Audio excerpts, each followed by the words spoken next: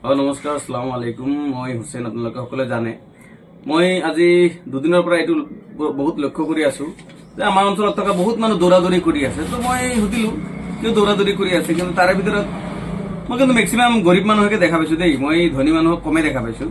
তো মই সোধাতে তেখেতসকলে কল যে এছআৰত যে আমাৰ নামবিলাক যে চাই আছিলে, তো এছআৰৰ নামৰ তাতে আমাৰ এটা অবজেকশ্যন আহিছে। বোলে কি অবজেকশ্যন আহিছে, মই কিন্তু এইটো কাগজ এটা আছে। তো বোলে কি অবজেকশ্যন আহিছে, বোলে এনেকে এটা অবজেকশ্যন আহিছে, ইয়াতে লিখিছে যে অবজেকশ্যন কৰা মানুহজনৰ নাম তপন কলিতা। তো বোলে তপন কলিতাই অবজেকশ্যন কৰিছে যে এটা বিএলৰ আণ্ডাৰত বা এটা বুথত তেনেকে ধৰক 91 জন মানুহৰ নামত কমপ্লেইন কৰিছে, অবজেকশ্যন কৰিছে। তো অবজেকশ্যন যদি কৰিছে তেনেহলে ফোন নম্বৰো আছে ইয়াতে, আধাৰ কাৰ্ডৰ এই আপোনাৰ ভোটাৰ আইডিৰ এপিক নাম্বাৰটোও আছে, ইয়াতে নাম আছে, ঠিকানা আছে, নিজে চিগনেচাৰ কৰা। এইটো চাওক, চিগনেচাৰটোও কৰি দিছে ইয়াতে। যোনে অবজেকশ্যন কৰিছে ইয়াৰ চিগনেচাৰো আছে, চবে আছে। তো ইয়াক ফোন কৰাতে বোলে তেখেতসকলে কৈছে, এই মানুহজনে বোলে কৈছে বোলে আমিতো নাজানোৱে যে কোনে কৰিছে কি কৰিছে। তো সোধা হল যে এইটো চিগনেচাৰটো কাৰ, বোলে চিগনেচাৰটো বোলে তেখেতৰে, বোলে চিগনেচাৰ তেখেতৰ, নাম্বাৰ তেখেতৰ ভোটাৰ আইডিৰ এপিক নাম্বাৰ আছে, কিন্তু কৰিছে কোনে? হয়, সেই মানুহজন মিছা কথা ক'ব লাগিব, আৰু নহলে তেখেতৰ এপিক নাম্বাৰ লৈ, তেখেতৰ মোবাইল নাম্বাৰ লৈ, তেখেতৰ চিগনেচাৰ লৈ, এই তপন কলিতা নামৰ মানুহজনৰ এইবিলাক বস্তু লৈ, ডাটাখিনি লৈ কোনোবাই হয়তো দুষ্কৃতিকাৰীয়ে এইটো কাম কৰিছে। মই প্ৰশাসনক মই অনুৰোধ জনাইছো, আপোনালোকে চাওক, এই গৰীব মানুহক, নিৰহ মানুহক এনেকে যে কিছু দুষ্কৃতিকাৰী যে এইবিলাক কৰিছে তাৰ ওপৰত তীক্ষ্ণ নজৰ দিয়ক। কিন্তু মোৰ এটা বস্তু ডাউট লাগিছে, মই ভিডিঅ'টো কৰাৰ মূল উদ্দেশ্য হৈছে, মোৰ এটা বস্তু ডাউট লাগিছে। মই আকৌ ফেচবুকত খুলি চালো, হিমন্ত বিশ্ব শৰ্মা ডাঙৰীয়া আকৌ ফেচবুকত কৈ আছে না মুছলমান মানুহক, মানে মুছলমান বুলি কোৱা নাই দেই, চৰি, কিন্তু হিমন্ত বিশ্ব শৰ্মা ডাঙৰীয়া কৈছে যে না মিয়া মানুহখিনিকতো আৰু এইবিলাক কৰিবই লাগিব। কিন্তু যিখিনি মানুহৰ ইয়াতে নাম আছে, মিয়া বা কাক কৈছে, মইতো মিয়াৰ ডিফিনেশ্যন বুজিয়ে পোৱা নাই, কোন মিয়া কি কথা। মই এজ এ মুছলমান, মই এজ এ লোৱাৰ অসমত থাকো, এজ এ গোৱালপাৰীয়ান হিচাপত, মানে গোৱালপাৰীয়া লোক হিচাপত মই আজিলৈকে মিয়া চিয়া দেখা নাই।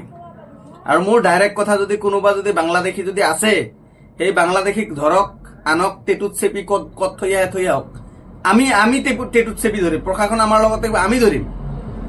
প্ৰশাসনৰ যিখিনি আপোনাৰ আইন কানুন ব্যৱস্থা হাতত লৈ কেনেকে কি কৰিব লাগে সেইটো আমাকো কওক, আমি ইণ্ডিয়ান চিটিজেন হিচাপে আমি সহায় কৰিম।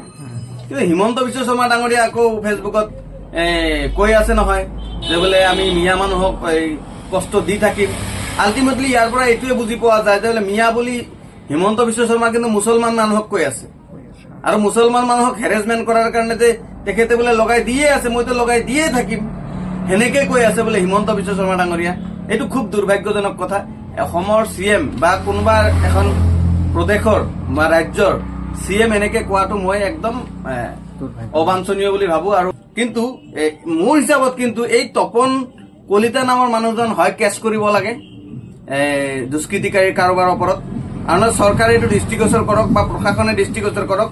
আৰু তপন কলিতাৰ হৈ কোনজন মানুহে এনেকে এইবিলাক কৰিছে, অবজেকশ্যন কৰিছে, সেই মানুহজনক কৰায়ত্ব কৰক আৰু উচিত শাস্তি দিয়ক। কাৰণ নিৰহ মানুহৰ বহুত কষ্ট হৈছে। ইয়াৰ আগতে বোলে NRC এইবিলাক কৰক, এইবিলাক ভাল বস্তু।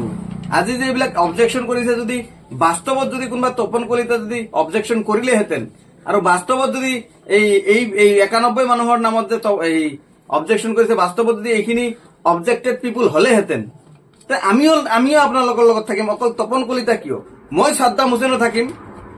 কিন্তু বাস্তৱত এইকেইজন মানুহ এনেকুৱা নহয়। মই অকল আমাৰ চেণ্টাৰটোৰ কথা কোৱা নাই, আশে পাশে চব এনেকুৱাই হৈ আছে, আৰু হৈ আছে। প্ৰশাসনেতো এইবিলাক দৃষ্টিগোচৰ কৰিবই। অসমৰ CM জনো তেনেকে এইবিলাক গুৰুত্ব দিয়া নাই। এইটো কেনেকুৱা ধৰণৰ কথা, মই আচৰিত হলো এইবিলাক চাই।